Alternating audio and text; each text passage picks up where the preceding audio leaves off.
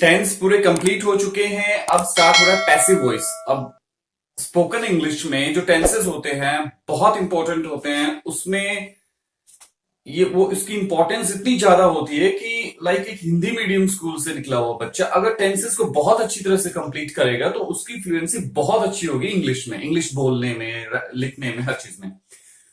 और tenses complete करने के बाद ही पैसिव वॉइस समझ में आता है क्लियरली, अदरवाइज थोड़ा टफ होता है। और पैसिव वॉइस भी बिल्कुल सिंपल होते हैं और पैसिव वॉइस भी स्पोकन इंग्लिश में यूज होते हैं।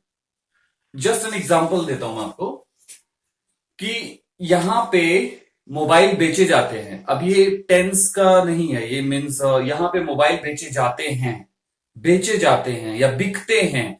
इस तरह के सेंटेंसेस पैसिव वॉइस के होते हैं जिसमें क्या होता है, टेंस में हमने जो कुछ सीखा है उस टेंस के सभी सेंटेंसेस को उल्टा करना ही पैसिव वॉइस है, नथिंग एल्स, कुछ नहीं है।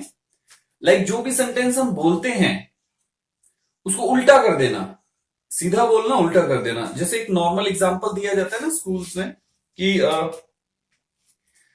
राम ने रावण को मारा, लाइक राम किल्ड रावण, ऐसा समथिंग एग्जांपल। सो उसको उल्टा करना, राम ने रावण को मारा, रावण राम के द्वारा मारा गया। ओके, ऐसे नॉर्मली एग्जांपल होता है जो मोस्ट पॉपुलर है, इसलिए मैंने बताया आपको। इसी तरह से जो पैसिव वॉइस होते हैं वो टेंस में जितने भी सेंटेंसेस बोले जाते हैं, टेंस के सेंटेंसेस को बस उल्टा करना ही पैसिव वॉइस होता है। सेंटेंसेस वही है, बस उल्टा करना, राइट। मुझे पढ़ाया जाता है तो ये पैसिव वॉइस का है, मुझे पढ़ाया जाता है। और मैं पढ़ता हूं, ये एक्टिव वॉइस है, मैं पढ़ता हूं, ये तो हो गया एक्टिव वॉइस। और मुझे पढ़ाया जाता है, ये पैसिव। तो कोई भी चीज तो एक ही है, मैं पढ़ता हूं या फिर मुझे पढ़ाया जाता है, चीज तो दोनों एक ही है। लेकिन मैं पढ़ता हूं तो ये हो गया एक्टिव वॉइस और मुझे पढ़ाया जाता है तो ये पैसिव। इतना डिफरेंस है। मतलब टेंस के जो भी सेंटेंसेस है उसको उल्टा कर देना पैसिव वॉइस हो जाता है, राइट। सो जैसे अगर आप टेंसेस कंप्लीट कर लेते हैं उसके बाद क्या है, स्पीड में कहीं ना कुछ प्रॉब्लम आती है। स्पीड में लाइक कभी मन में आता है कि हम ऐसे सेंटेंसेस बोले, मुझे बताया गया था। अब ये मुझे बताया गया था, ये पैसिव वॉइस क्या है।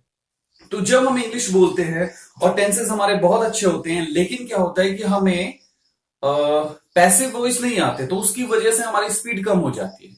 ओके, सो मुझे बताया गया था कि वहां नहीं जाना है, मुझे बताया गया था, ये पैसिव वॉइस का है। और हम सोचेंगे अब इसको कैसे कन्वर्ट करूं, मुझे बताया गया था, तो हम उसको पास्ट में टेंस में ही कन्वर्ट कर देते हैं, पास्ट टेंस के मुझे बताया गया था, लेकिन ये पैसिव वॉइस का है।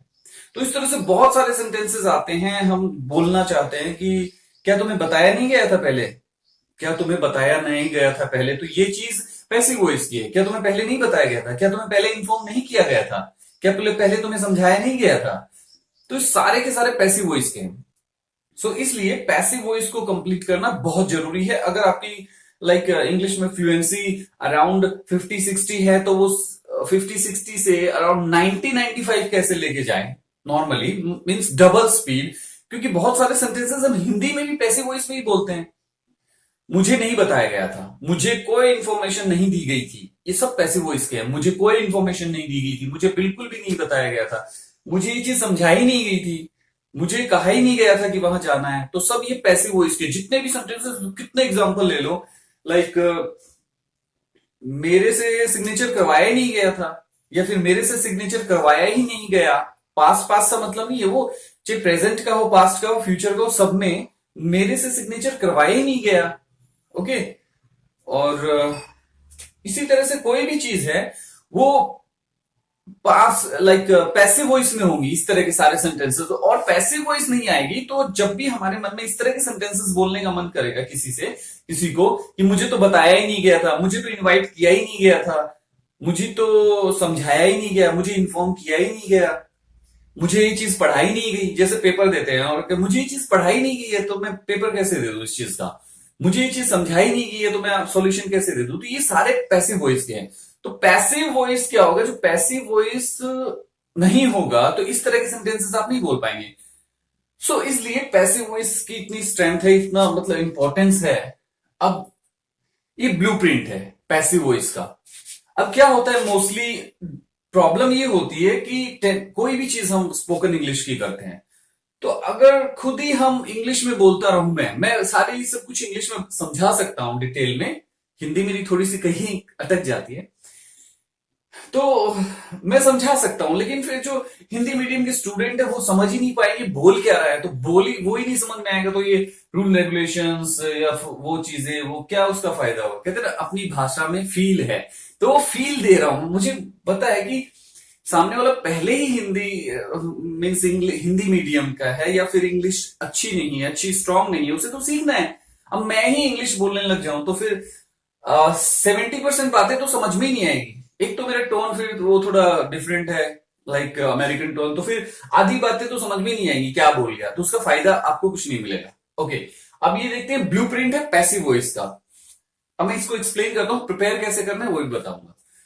Present tense, past tense, future tense, थोड़ी सी एक बार डिटेल बता देता हूं। प्रेजेंट, ये जो पैसिव वॉइस होते हैं, जैसे टेंसेस में present indefinite, present continuous, present perfect continuous, चार थे प्रेजेंट में, चार थे, यहां चार नहीं है, तीन है। पैसिव वॉइस में ये तीन होते हैं। और पास्ट टेंस में भी चार थे, past indefinite, past continuous, past perfect continuous, वहां और पैसिव वॉइस में तीन होते हैं।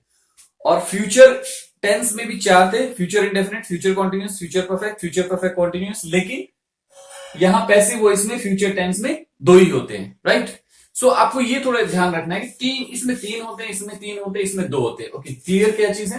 प्रेजेंट इंडेफिनिट टेंस, प्रेजेंट, और फिर कौन सा है, इंडेफिनिट, कॉन्टिन्यूस, परफेक्ट। तीनों में एक चीज कॉमन है, पैटर्न देख लीजिए इसको, तीनों में एक चीज कॉमन है कि इसमें प्रेजेंट परफेक्ट कॉन्टिन्यूस नहीं है, इसमें पास्ट परफेक्ट कॉन्टिन्यूस नहीं है, इसमें फ्यूचर परफेक्ट कॉन्टिन्यूस। ये जो present perfect continuous, past perfect continuous और फ्यूचर परफेक्ट कॉन्टिन्यूस, तीनों में से कोई भी नहीं है, मीन्स परफेक्ट कॉन्टिन्यूस टेंस है ही नहीं। जो लास्ट वन होता है, fourth, present perfect continuous, past perfect continuous, future perfect continuous, ये क्लियर हो गया। प्रेजेंट टेंस के जो स्टार्टिंग वाले तीन है वही इसमें है, और पास्ट टेंस के स्टार्टिंग वाले तीन है वो भी पैसिव, वो ही पैसिव वॉइस में है, और फ्यूचर वाले दो ही है। सो अब इसको रटना है, रटे बिना फिर स्पीड नहीं मिलेगी, फ्लुएंसी नहीं बनेगी। प्रेजेंट इंडेफिनिट टेंस, एक बार ये इंट्रोडक्शन है, इसके बाद हम डिटेल में इस पार्ट को समझेंगे, इसको समझेंगे, इसको समझेंगे, कैसे इसमें सेंटेंसेस बनाने हैं, कैसे इसको बोलना है, फिर ये वाला past indefinite, past continuous, past perfect और फ्यूचर इंडेफिनिट, ये डिटेल में जाएंगे। ये ओनली इंट्रोडक्शन है, ये सिर्फ ओनली समझाने के लिए कि ये ब्लूप्रिंट है, कि इसका देख लो स्ट्रक्चर कैसे कैसे होता है, ये रूल्स है। प्रेजेंट इंडेफिनिट टेंस रटना कैसे है, रटना क्यों है वो भी क्लियर आपको पता है कि रटने से ही आएंगे, रटोगे नहीं तो 4 से 5 महीने में परफेक्शन नहीं आएगा, और आप सोचोगे कि नहीं मैं ऐसे ही कर लूंगा, नहीं होगा, रिजल्ट नहीं मिलेगा। ओके, जो मैंने स्टूडेंट्स पे, अपने हजारों स्टूडेंट्स पे प्रूव किया है, वो मैं मेरे अकॉर्डिंग होगा तो ही होगा, अदरवाइज रिजल्ट नहीं आएगा। फिर वही 8-10 साल लग जाएंगे, और फिर हम सोचेंगे क्यों नहीं हुआ, मैं ऐसा करूंगा, वो फिर सोच ही रह जाएगी। Okay, present tense, present indefinite tense में subject plus is am plus verb की थर्ड फॉर्म। अब इसको क्रैम करना है, कैसे रखना है, present indefinite tense subject is am plus verb की third, present indefinite tense passive voice, ऐसे बोलना, present indefinite tense passive voice, subject तो बोलो चाहे ना बोलो, लेकिन ऐसा प्रेजेंट इंडेफिनिट टेंस, सब्जेक्ट तो आपको पता है, he, she, it, any name, singular, I, we, you, the plural, सबको सब्जेक्ट बोलते हैं। सब्जेक्ट मींस मैं, आप, ये, पेड़ पौधे जो है, जमीन है, आसमान, सब कुछ, लिविंग नॉन लिविंग, सब सब्जेक्ट है, ठीक है। तो ये चीजें सब्जेक्ट बोलने की जितनी है, आप ऐसे बोल दो। प्रेजेंट इंडेफिनिट टेंस में present indefinite tense passive voice, is a mark, verb की third form, present indefinite tense passive voice, is a mark, verb की third form, present indefinite tense passive voice, is a mark plus verb की third form. हाँ, एक common और चीज, passive voice, ये लिखा हुआ है, पैसिव वॉइस में केवल वर्ब की थर्ड फॉर्म ही आती है, और कोई फॉर्म नहीं आती, ना फर्स्ट ना सेकंड, ओनली थर्ड फॉर्म। ये चीज क्लियर होगी, तो कभी ग्रामर में मिस्टेक नहीं करेंगे, ना बोलने में, ना कुछ कन्वर्ट करने में। Okay, like present indefinite tense passive voice, is a mark plus verb की third form, present indefinite tense passive voice, is a mark plus verb की third form, present indefinite tense passive voice, is a mark, verb की third form, present indefinite tense passive voice, is a mark, verb की third form, present indefinite tense passive voice, is a mark, verb की third form, present indefinite tense, is a mark, verb की third form, present indefinite tense passive voice, is a mark, verb की third form. ये कम से कम 400-500 बार रटना है, ताकि cram हो सके। Okay, present continuous tense, is a mark, same ही है, is a mark plus being, जहां भी कॉन्टिन्यूस, देखो अंडरलाइन इसलिए किया गया है, वर्ब की थर्ड फॉर्म, वर्ब की थर्ड फॉर्म, वर्ब की थर्ड फॉर्म, वर्ब की थर्ड फॉर्म, वर्ब की थर्ड फॉर्म, वर्ब की थर्ड फॉर्म, वर्ब की थर्ड फॉर्म, और ये वर्ब की थर्ड फॉर्म, वर्ब की third form means passive voice में वर्ब की थर्ड फॉर्म ही लगेगी। और जहां कॉन्टिन्यूस आएगा वो बीइंग लगेगा, यहां बीइंग लग गया, यहां आएगा ही नहीं। ओके, ये थोड़ा देखना आपको। So present continuous tense is am are being, is am are plus being plus verb की third, present continuous is am are plus being plus verb की third form is present continuous tense is am are plus being plus verb की third, present continuous is am are plus being plus verb की third form, present continuous tense is am plus being plus verb की third, present continuous tense is am plus being plus verb की third, present continuous tense is am plus being plus verb की third form, present continuous tense is am plus being plus verb की third form, present continuous tense is am plus being plus verb की third form। Okay, इस तरह से कितनी 500-600 times इसको cram करो। फायदा क्या है आपको पहले बता दिया गया, मैंने आपको बता दिया टेंसेस में क्या फायदा है क्रैमिंग करने का। ओके, प्रेजेंट परफेक्ट टेंस, इसमें present perfect tense passive voice has have plus being plus verb की third form, has have plus being plus verb की third form, present perfect tense has have plus being plus verb की third form, present perfect tense has have plus being plus verb की third form, present perfect tense has have plus being plus verb की third form, present perfect tense has have plus being plus verb की third form, present perfect tense has have plus being plus verb की third form, present perfect tense has have plus being plus verb की third form, present perfect tense has a plus being plus verb की third form, present perfect tense has a plus being plus verb की third form, present perfect tense has a plus being plus verb की third form, present perfect tense has a plus being plus verb की third form, has a plus being plus verb की third form, present perfect tense has a plus being plus verb की third form, present perfect tense has a plus being plus verb की third form, right. उसके बाद past की बात करें, past indefinite tense was verb plus verb की third form, was verb plus verb की third, past indefinite tense passive voice was verb plus verb की third form, past indefinite tense was verb plus verb की third, past indefinite tense was verb plus verb की third form, past indefinite tense was verb plus verb की third form, past indefinite tense was verb plus verb की third form, past indefinite tense was verb plus verb की third form, past indefinite tense was verb plus verb की third form, past indefinite tense was verb plus verb की third form, past indefinite tense was verb plus verb की third form, past indefinite tense was verb plus verb की third form, past indefinite tense was verb plus verb की third form, past indefinite tense was verb plus verb की third form। Okay, clear.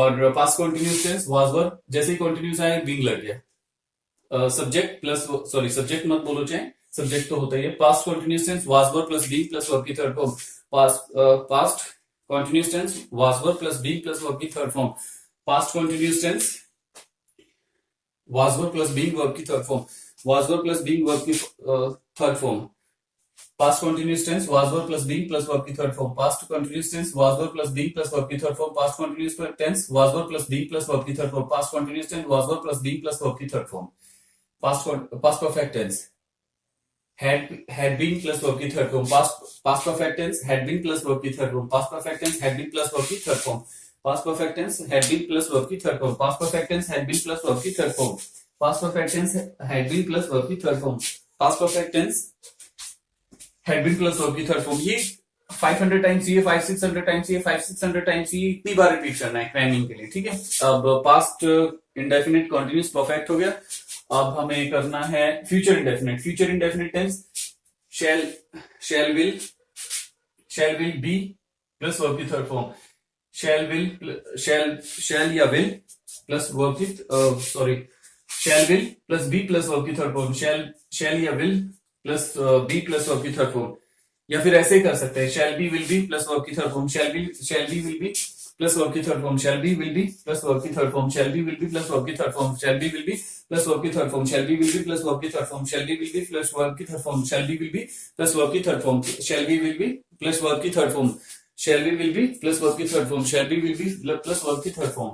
Future perfect tense, इसमें continuous नहीं है। Future perfect tense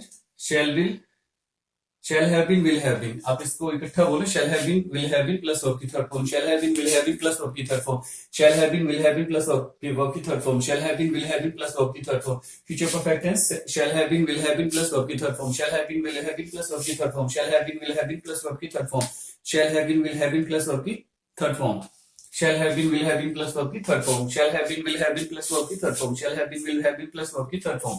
लेकिन ये बोलते रहना है फ्यूचर टेंस में, फ्यूचर टेंस पैसिव वॉइस ऐसे, राइट। सो ये कंप्लीट होने के बाद इसका जो ये 1 by 1 क्लियर होगा, तो आपको ये जो क्रैम किए गए हैं वो याद रहेंगे। Is am are plus verb, कितनी फास्ट, बिल्कुल स्पीड के साथ आप ये बोल पाएंगे जब ये पैसिव वॉइस का कोई सेंटेंस दूंगा ना। तो जैसे यहाँ मोबाइल बिकते हैं, किसी दुकान की तरफ इशारा करके हम कहेंगे यहाँ मोबाइल। कोई ये पूछेगा ना यहाँ क्या बिकता है, तो हम कहेंगे यहाँ मोबाइल बिकते हैं, मोबाइल्स आर सोल्ड। तो मोबाइल्स प्लूरल है तो आर सोल्ड, ठीक है। Mobiles are sold, mobiles are not sold, are mobile sold, are mobiles not sold, right. Mobiles are sold, mobiles are not sold, are mobile sold, are mobile not sold, why are mobile sold, why are mobile not sold in this shop. इस shop में mobile क्यों नहीं बेचे जाते हैं और क्यों बेचे जाते हैं। तो इस तरह कितने भी कॉम्प्लिकेटेड सेंटेंसेस हो, बहुत इजी होगा। तो ब्लूप्रिंट कंप्लीट। पैसिव वॉइस एक बार रिवाइज कर देता हूं। Passive voice present tense, past tense और फ्यूचर टेंस। प्रेजेंट टेंस में 3 होते हैं, present indefinite, present continuous, present perfect. Past में past indefinite, past continuous, past perfect. और फ्यूचर में 2 ही होते हैं, फ्यूचर इंडेफिनिट और फ्यूचर परफेक्ट। कॉन्टिन्यूस नहीं होता है यहाँ पे, राइट। और इसका नोट ये कि पैसिव वॉइस में केवल वर्ब की थर्ड फॉर्म ही आती है, चाहे कोई भी पैसिव वॉइस हो। ये कितने पैसिव वॉइस हैं आप वैसे भी कैलकुलेट कर लो, 3 और 3 6 और 2 8, ओनली 8 पैसिव वॉइस, और सब में वर्ब की थर्ड फॉर्म ही आएगी, ना सेकंड, ना फर्स्ट, ना आईएनजी, ना कुछ और।